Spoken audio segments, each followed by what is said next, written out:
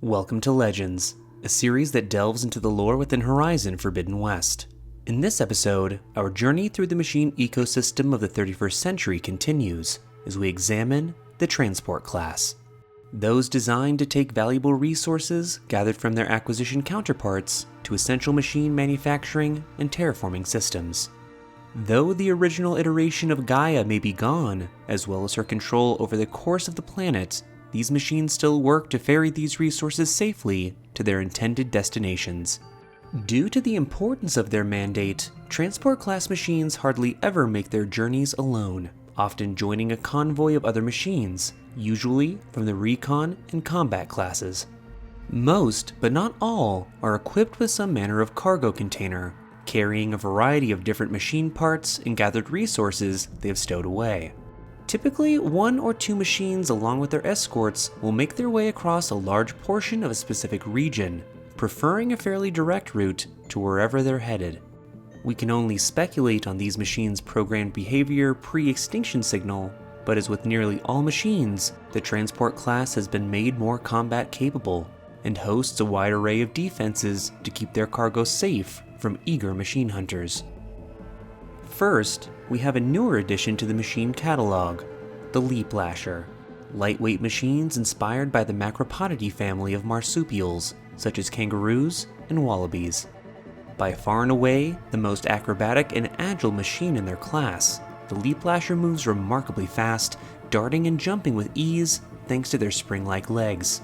Striking with powerful kicks in their long tail, augmented with shock capabilities, they hit and run before most can successfully land a counterattack. What makes the Lasher really interesting, however, is the means in which they use their cargo pods and the variety of pods that they might be carrying. Each cargo pod is held in place near the machine's body by a retractable claw. This claw can be extended to turn its pod into a small wrecking ball, smashing into hunters with tremendous force.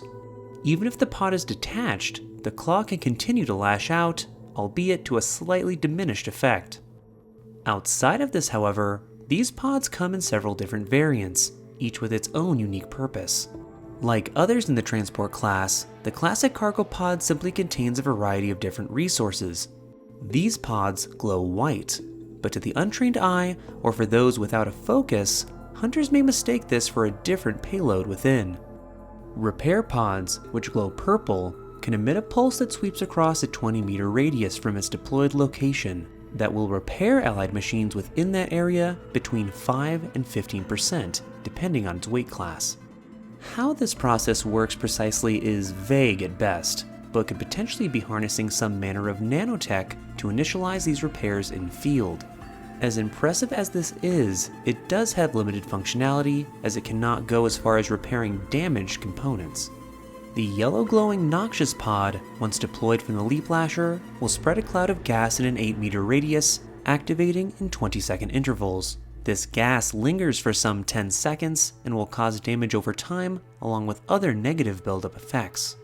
Radar pods emit an orange pulse that sweeps out as far as 30 meters, not only revealing a hunter's location, but also scrambling focus tech for those utilizing it.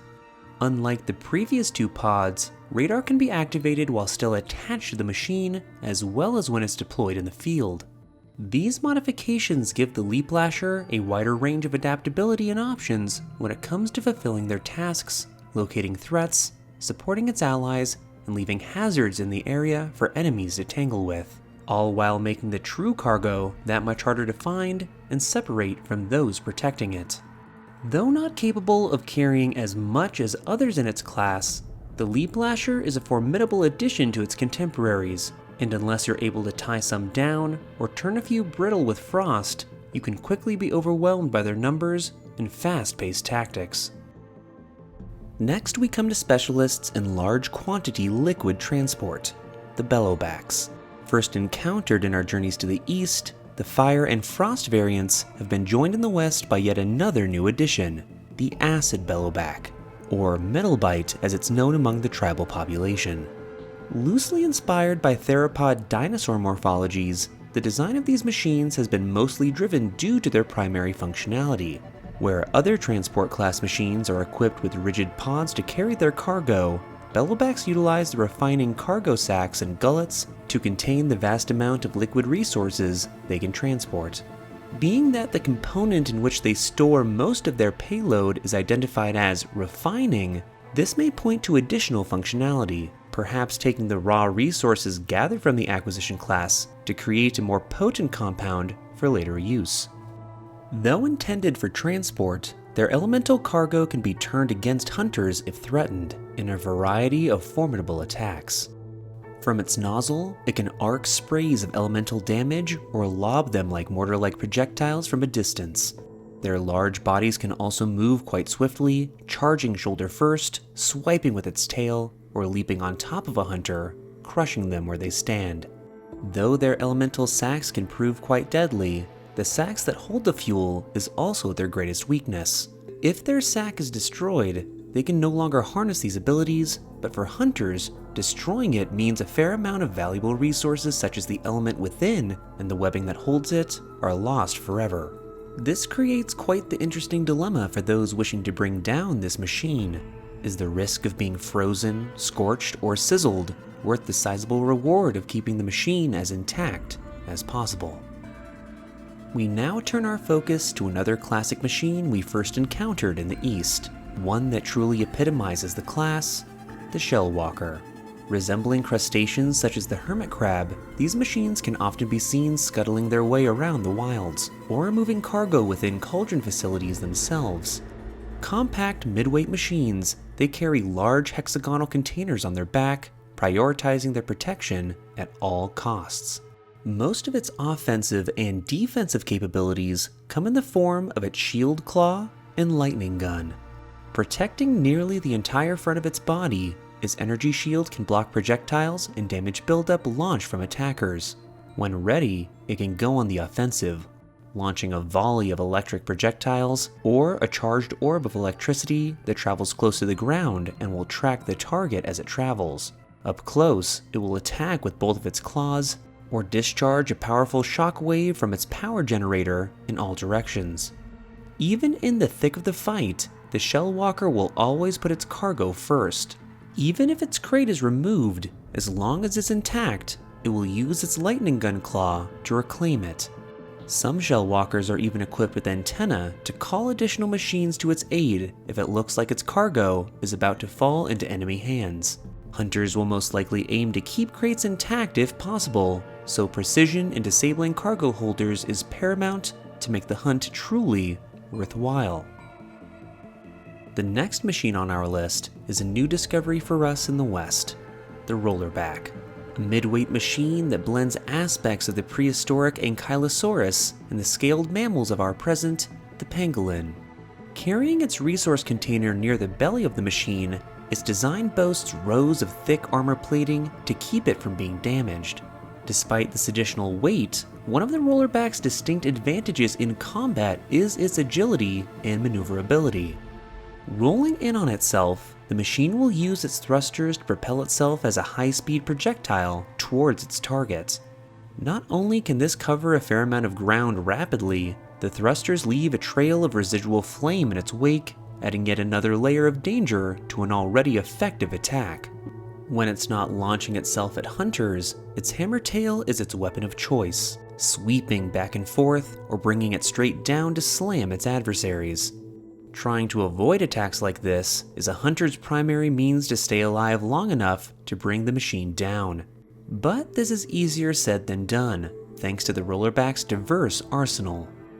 Raising up on its hind legs, the machine can rain down shots of adhesive liquid, slowing a hunter's movement, making the process of rolling right over them all the easier.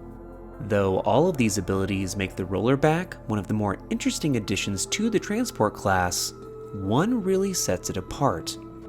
Much like the next machine on our list, the Rollerback harnesses gravity tech.